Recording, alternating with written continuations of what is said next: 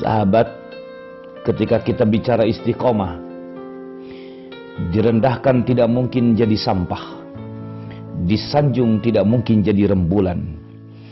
Maka jangan risaukan omongan orang, sebab setiap orang membacamu dengan pemahaman dan pengalaman yang berbeda. Teruslah melangkah selama engkau di jalan yang benar, meski terkadang kebaikan tidak selalu dihargai. Tidak usah repot-repot menjelaskan tentang dirimu, sebab yang menyukaimu tidak butuh itu, dan yang membencimu tidak percaya itu.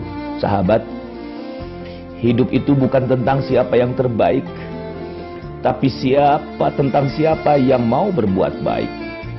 Jika zalimi orang, jangan berpikir untuk membalas dendam, tetapi berpikirlah cara membalas dengan kebaikan. Karena Rabb kita maha baik. Dan tanamkan agar orang lain juga mendapatkan kebaikan sebagaimana yang kita peroleh dari yang maha baik.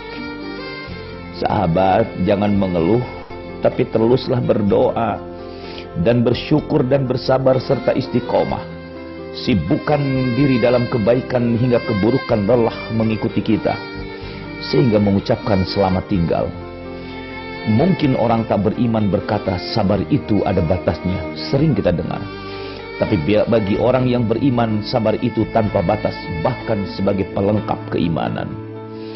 Jadi, sabar itu menerima dahulu kehadiran tamu mulia yang bernama masalah, sebelum kita melepaskannya. Sebab kita toh tak akan mudah melepas sesuatu yang belum kita terima.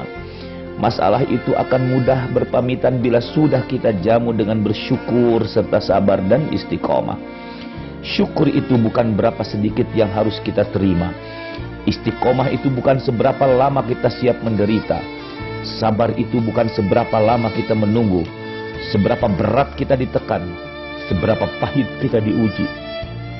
Tapi seberapa hebat tekanan itu mampu mengasah kita mengkreat gagasan dan keterampilan diri untuk lepas dari tekanan tersebut. Dan di saat itu pula kita berhasil menemukan kebahagiaan laksana cahaya di ujung terowongan yang gelap.